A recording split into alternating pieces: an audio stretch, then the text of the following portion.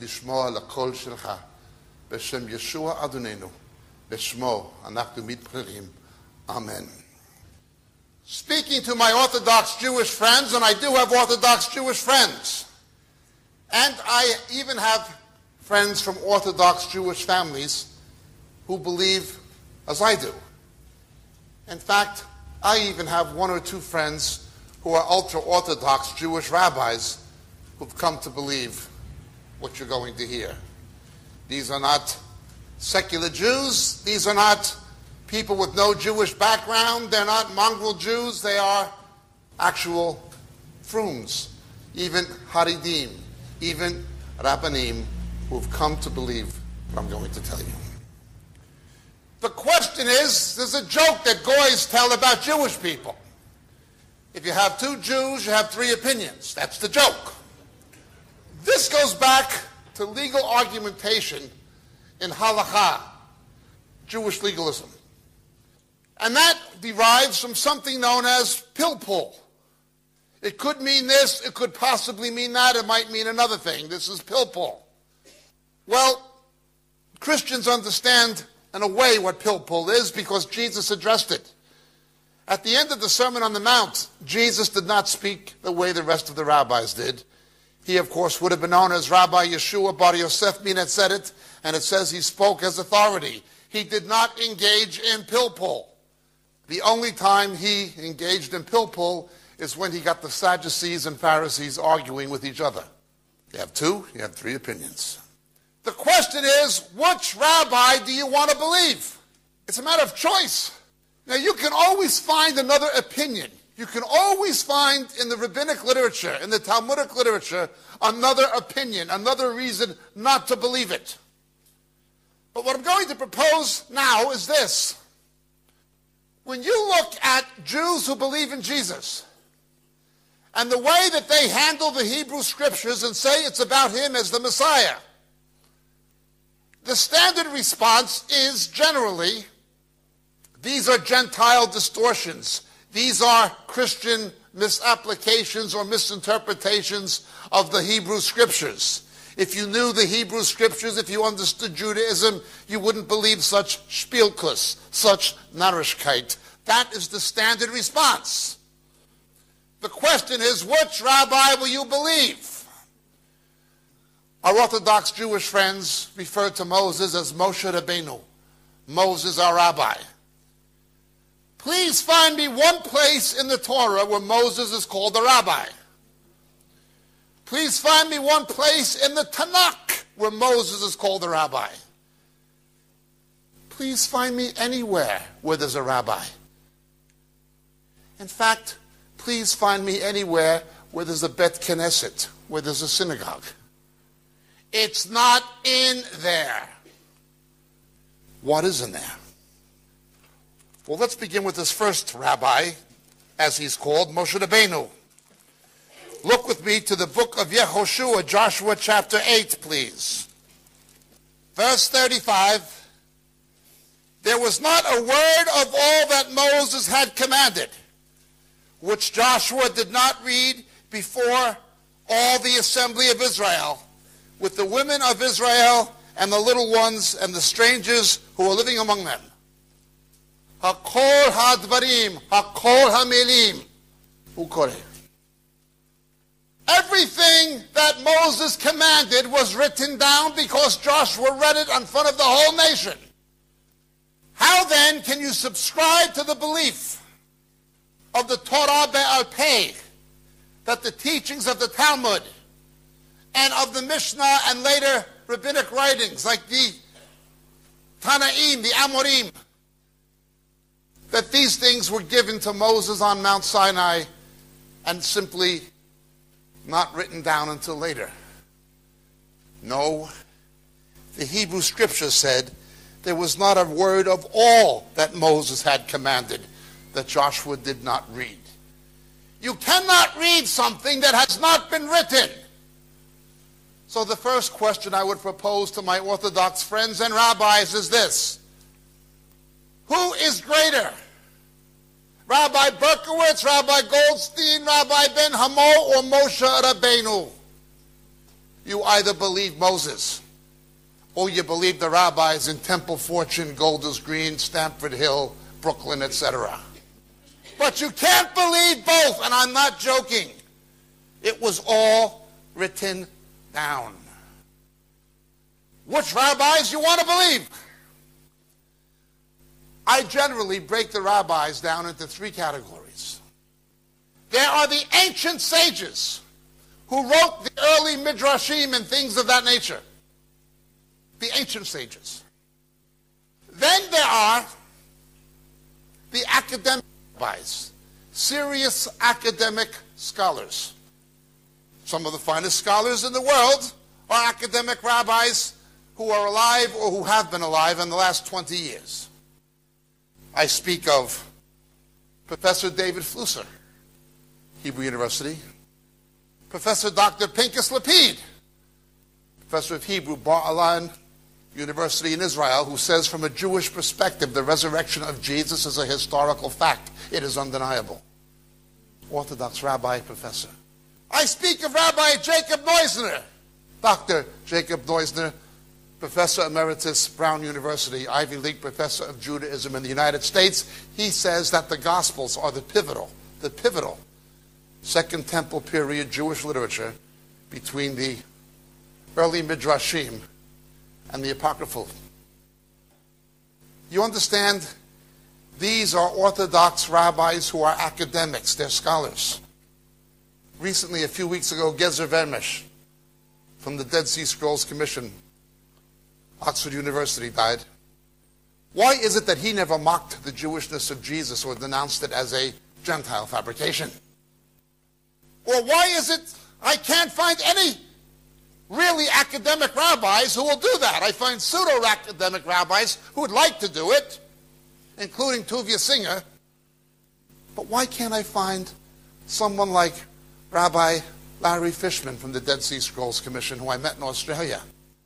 So we have the rabbis who are academics, and we have the ancient sages.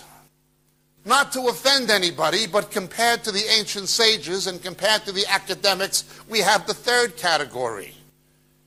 If I was going to be really blunt about it, I might use the Yiddishism and refer to them as the Schlockhaus rabbis. They're not academics, and they're not the sages. They are the ones who denounced the Jewishness of the New Testament, even though every one of its writers was a Jew. One exception, an ethnic Gentile who converted to Judaism. All the rest were Jewish. And the things they come out with. I read what they say. I can look on the internet and see what they say. The question is it them against Christians? Is it them against Jewish believers? Or is it them against their own sages? Is it them against Jewish academic rabbis? Don't get me wrong. There are two reasons Jewish people, of course, oppose the messiahship of Jesus. The first is the ugly history of anti-Semitism perpetrated against the Jews in his name. This is clear, but as I always point out, don't expect me to blame Moses for the fact that an Orthodox Jew with a yarmulke on his head put 2 bullets into the back of Yitzhak Rabin in the name of Moses and the Torah. Moses never taught murder. Either did Rabbi Yeshua Bar Yosef. Don't expect me to blame him for what false Christians did in his name. I've got to deal with Moses based on what Moses said and did and wrote. And I have to deal with Yeshua based on who he was and what he taught.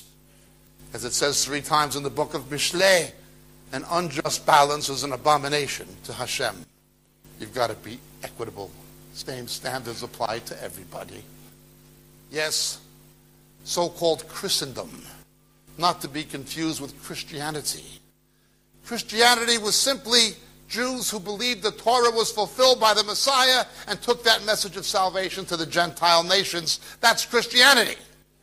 Christendom came centuries later. Christendom is the World Council of Churches. Christendom was begun by the Church Fathers. It's patristic. Christendom is the Vatican. Christendom is the ugly history of anti-Semitism perpetrated against the Jews in the name of Christ. Do not confuse Rabbinic Judaism with Torah, and do not confuse Christendom with Christianity. They're two different things. And so we begin. What's the second reason Jews object? If he was the Messiah, why didn't he bring in worldwide peace?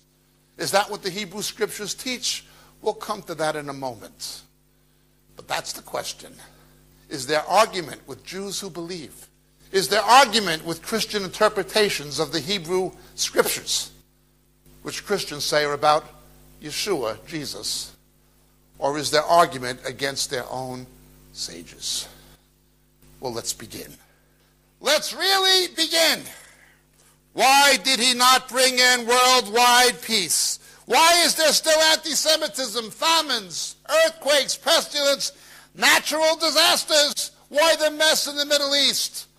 Why had the Jewish people scavenged the nations for centuries, being persecuted one nation after another, and when they finally go home, people don't want them to be there either? How could he have been the Messiah? And then so many were killed in his name. How could he be the Messiah? What nonsense, what Spielkuss, again, what Narishkeit. That is the popular argument. It gets emotionally charged to you telling me that my Jewish grandfather, who perished in an oven in a concentration camp, went to hell because he rejected your Jesus, in whose name he was murdered? My grandfather was a righteous man. He died saying the Shema, when you Christians put him in the oven. That's a loaded argument. Am I saying that your grandfather is eternally lost because he rejected my Jesus? No, I'm saying somebody's Gentile grandfather, somebody's Jewish grandfather is eternally lost because he rejected your Jesus. There's only one question. Im hu ken uhu lo meshichenu, rak she'ela achat. What people said about him, did in his name, that's not the issue. What did he do? Did he come to bring in worldwide peace? We know we have two pictures of the Messiah in Judaism, HaMashiach ben Yosef and HaMashiach ben David, son of Joseph, son of David. But let me read, please, from the Hebrew prophet Daniel, chapter 9. Verse 24, 77s have been decreed for your people and your holy city, Daniel, to finish the transgression, to make an end of sin, to make atonement for iniquity, and to bring in everlasting righteousness, to seal up vision and prophecy, and to anoint the most holy place. The Messiah is going to usher in righteousness. The Messiah, even the rabbis themselves agree, will anoint the most holy place and finish transgression. And we read, you are to know and discern that from the issuing of a decree, there were three, but the main one was 685 BC, as predicted by Isaiah, BCE. That from the issuing of a decree to restore and rebuild Jerusalem, Mashiach Hanasi, Messiah the Prince, there'll be 7 sevens. And 62 sevens, it'll be built again with moat, even in times of distress. Then after 62 sevens, the Mashiach will be cut off and have nothing. And the people of the prince who is to come will destroy the city and sanctuary. Its end will come with a flood. Even to the end, there will be desolations determined. HaMashiach hitzterek lavo velamut lifnei hahorban shel bet hamikdash hashenit. And I'm told now by the rabbis, that's not about the Messiah. That's about some obscure figure named Yotam. Did Yotam usher in righteousness? Did Yotam anoint the most holy place? Why would there be a prophecy about Yotam? Most Jews never heard of him. There's another Yotam in the book of Judges, but that's not him. Oh, but Rabbi so-and-so said this. Yeah, you can say that. But let's look at what the first rabbis said who looked at this. Yalkut, Volume 2. If you look at page 79 Dalet of the Nazir edition, or look at Midrash Bereshit on page 243 of the Warsaw edition, the Messiah would come and exit in 33 CE. The Messiah had to come and die before the second temple would be destroyed. The ancient rabbis don't agree with you. The ancient rabbis don't agree with your rabbis. Which rabbi do you want to believe? That's the question. I emailed myself something and I printed it off today. I always like hearing from Brother Jacob. For 40 years, 70 CE, take away 40, circa 30 CE. From the time of Yeshua to the destruction of the temple, according to Judaism, the people's sins were never forgiven.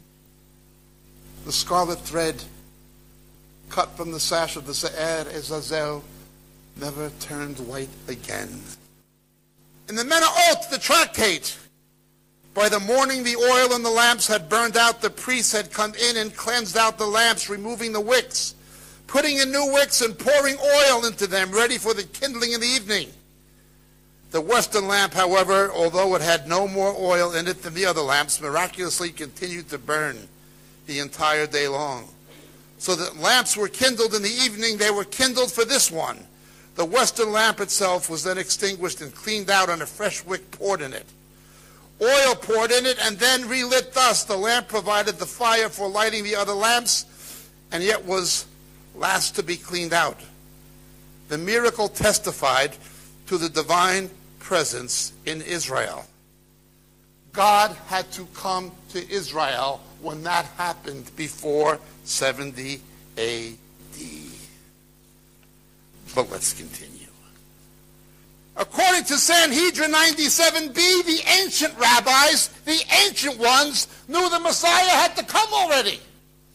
For the Sanhedrin wept, Oy vavoy lanu, woe to us, for the temple's destroyed and Messiah has not come. Either God lied, or Messiah did come and you didn't recognize him. He's for the goys. Read Yeshayahu Hanavi, Isaiah chapter 11. The Amim will resort to the Shoresh Ishai. The nations will come to the root of Jesse. The Messiah was to cause the Gentile nations to believe in the Jewish God.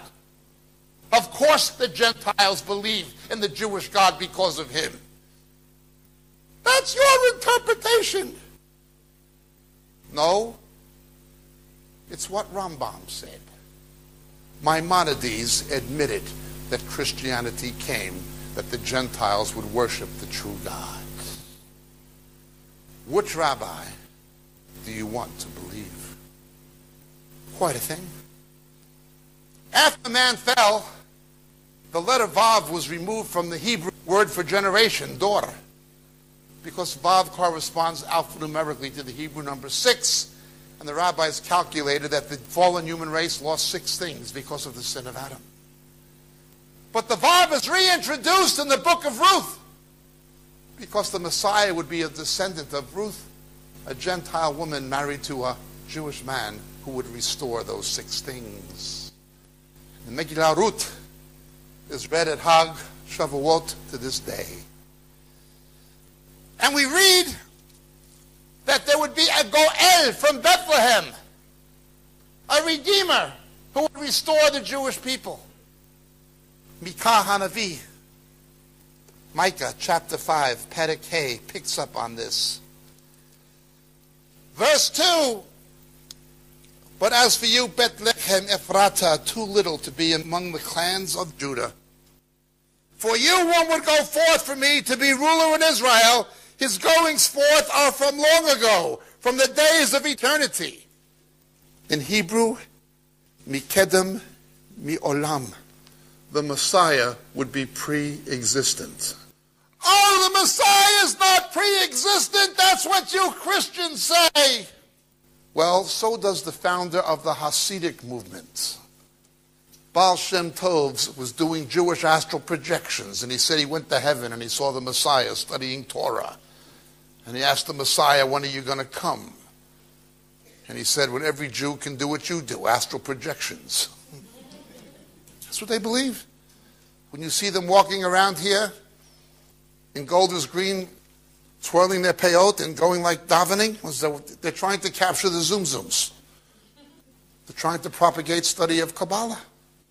But it does confirm that the rabbis believe the Messiah was pre-existent. Well, you say it's about Jesus. No, the Targum Philistine says the Messiah shall go forth, according to Micah chapter 5. Rabbi David Kimchi, find me a rabbi with the status of Kimchi in Judaism who's alive today. There aren't. Kimchi said it's about the Messiah. Which rabbi do you want to believe? Is your Rabbi Hershkovitz a greater sage than David Kimchi? It would be almost blasphemy in the Orthodox Jewish community to suggest the possibility. Which rabbi do you want to believe? But then we have Ishayahu Hanavi, Perek Nun Gimel. I agree, I love it. The fourth servant song of Isaiah. Oh, that's not about the Messiah. The common Jewish belief today among the Orthodox is it is not about the Messiah, it's about the vicarious suffering of the Jewish people. That's what the rabbis will tell you.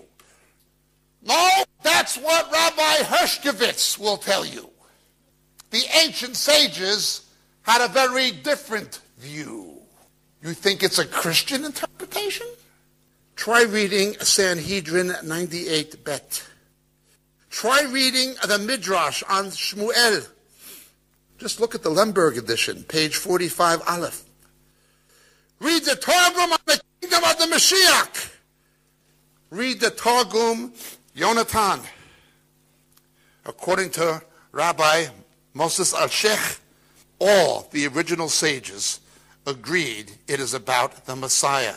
The Messiah suffers for the iniquities of others.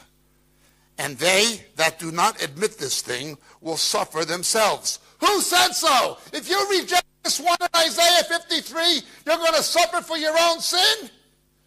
That's a Christian gospel. Yeah. Moses al-Sheikh, was he a Christian? If you're in a yeshiva, you undoubtedly would have heard of Rabbi Farisel. But Rabbi Abraham Farisel says, this bears a striking resemblance to Jesus of Nazareth. A Christian distortion? In the Akedah, God banned human sacrifice. God banned human sacrifice to other gods.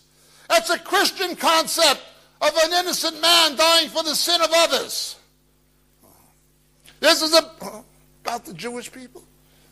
You've got two problems, Rabbi Hershkovitz, and those who go to his shul. The first problem is that same Isaiah said the Jewish people have sin upon sin. They're not an innocent victim of the atonement. But there's another problem.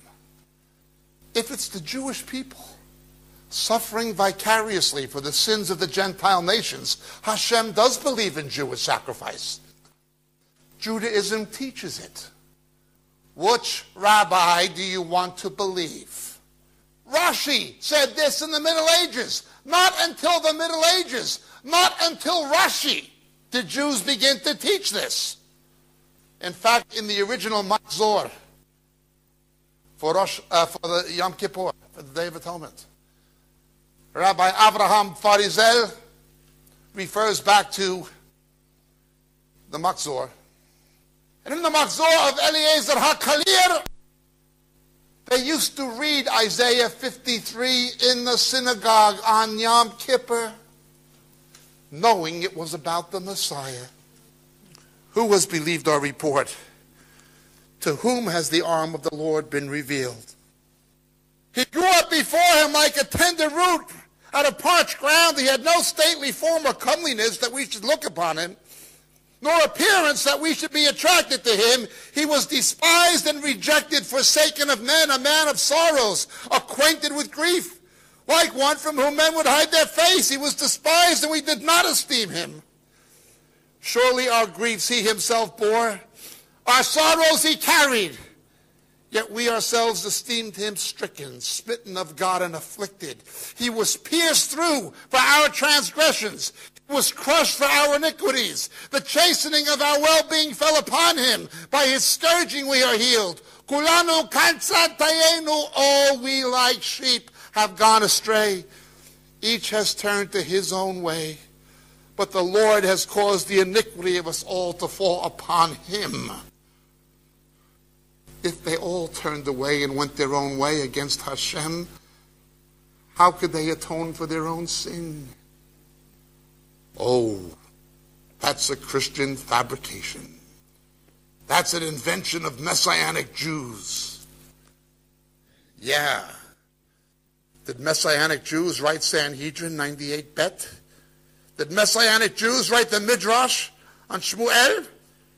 Or the Targum of the Messiah, the Targum Yonatan? Was Avraham Farisel a Messianic Jew? Was Moses al-Sheikh a Messianic Jew? No. These were your sages. Which rabbi do you want to believe? Hershkovitz or Moses al-Sheikh? Let's continue. But even Rashi, even the rabbi who said this is not about the Messiah, centuries and centuries later, had something else to say concerning Zechariah. Zechariah Hanavi, Zechariah chapter 12, verse 10, I will pour out on the house of David and the inhabitants of Jerusalem, Bet David, the spirit of grace and supplication. They'll look upon me who they have pierced and mourn for him as one mourns for an only son and weep bitterly over him like the bitter weeping over the firstborn. Rabbi Moshe Kazak said it's about the Messiah. Once again, Rabbi Moshe al-Sheikh said it's about the Messiah. In Sukkah 52:18, the Messiah shall suffer, the son of Joseph shall be slain. But there's another rabbi who said this is about the Messiah. Rashi said the Messiah would be pierced. Which rabbi do you want to believe? God gave the Torah forever. That is true. Too bad you can't keep it, because since 70 AD there hasn't been anybody can keep it. Why do you have a rabbi? Because you no longer have a Kohen HaGadol. Why do you have a synagogue? Because you no longer have a Bet Mikdash. You got a choice. Invent another religion, or accept that the Messiah has come to give a new covenant that does not replace, but that fulfills the Torah. He says, I will make a new covenant. I will make a new covenant, according to Jeremiah 31, with the house of Israel and the house of Judah. Not like the covenant I made with their fathers. Well, that's what you say. I was quoting from the Midrash on Psalm 7 in the Warsaw edition, page 5 Aleph. Once again, which rabbi do you want to believe? Then they go to another kind of argumentation. These silly contradictions in the New Testament. Look at the mistakes. You can't expect us to believe these Gospels. Just compare them. They contradict themselves. Arguments they borrowed from liberal higher critics. Of course, what they ignore to tell you is those same liberal higher critics say the same thing about the Tanakh. How do you account for these discrepancies between the genealogy of your Jesus in Luke and the genealogy of your Jesus in Matthew? Easy. The same way I account for the discrepancies, the apparent discrepancies, between the genealogies in Genesis and the genealogies in Chronicles. Matthew was a Jew. Ezra was a Jew. They only included the ancestors who were relative to the theological point they were trying to make. Matthew was trying to show Yeshua as a descendant of David, the royal line. He only includes the ancestors significant to illustrate that fact. When you read the early rabbinic polemics against belief in Jesus, it's interesting that the ancient sages never questioned his messiahship on the basis of his genealogy. But look how it differs from Luke. Well, it's quite a thing. How do you explain that? I don't have to. The rabbis explained it for me. Sanhedrin 29b. Miriam bat Heli. Luke's genealogy is through Miriam, Mary. Matthew's genealogy is a Levirate line through Joseph, circumventing Jeconiah. I don't have to explain it. The ancient sages explained it for me. Which rabbi do you want to believe? Sanhedrin 29c. You got a problem. You got a big problem. Is it going to be Rabbi Arkush from Lubavitch who refused to debate me? Or is it going to be Moshe Al-Sheikh? Is it going to be David Kimchi? Is it going to be Avraham Farisel? Is it even going to be Maimonides? Which rabbi do you want to believe? Well, I'll tell you the rabbi I believe. There's only one rabbi who fulfilled all of these predictions. His name is Rabbi Yeshua Bar Yosef Minetzeret. He's my rabbi. And my rabbi is better than your rabbi, because my rabbi is the Messiah of Israel. Who else died before the second temple would be destroyed and made the Gentile nations believe in your God? Everywhere in the world, I go all over this planet, it's the same thing. Argentina, Judíos, Jews. Russia, Ivri, Jews. Greece, Judeoi, Jews. Everybody hates them. Nobody's ever wanted them around. In 1290, they were kicked out of England. So Edward I could take their money. He forced them to become moneylenders, taxed them to their eyeballs, and then kicked them out when he got the cash. We hate you, Jew. We don't want you in our country. We don't want you in France. We don't want you in England. We don't want you in Germany. And above all, we don't want you in your own country. But we worship your God. But we believe your scriptures. But we call on the name of your Jesus. It doesn't make sense unless he was who the scriptures say he was. That makes sense. Why would you believe in the God of a nation and the people you hate unless he was the real one? Not that those people are real Christians. They're not. You cannot be a real Christian and hate anybody, especially not God's own chosen people. Yes, my Jewish friends, he chose you. But you are making the biggest mistake of your life if you don't choose him. Hu ken Meshichenu. Hu HaMashiach HaNachon. It's like this. You can always find another rabbi who will give another opinion. You can always find a reason not to believe. You can find a reason to believe or not believe anything in the Talmud. You can always. You can always engage in pilpul. It's not a problem. You can find a reason not to believe. But once you do, you're arguing with your own sages. You cannot say Christians distorted these predictions in the Tanakh. Not when your own sages say that Christians are right. It's about the Messiah. That's the problem. That's your problem, my Orthodox friend. Yes, I'm a Christian. And I'm a Christian who supports Israel and the Jewish people, who despises anti-Semitism. That is true. But let me tell you about the worst form of anti-Semitism there is. I would be an anti-Semite worse than Hitler if I knew the truth about your Messiah as the way of salvation and didn't tell you. Well, I am telling you. Hu Meshichenu.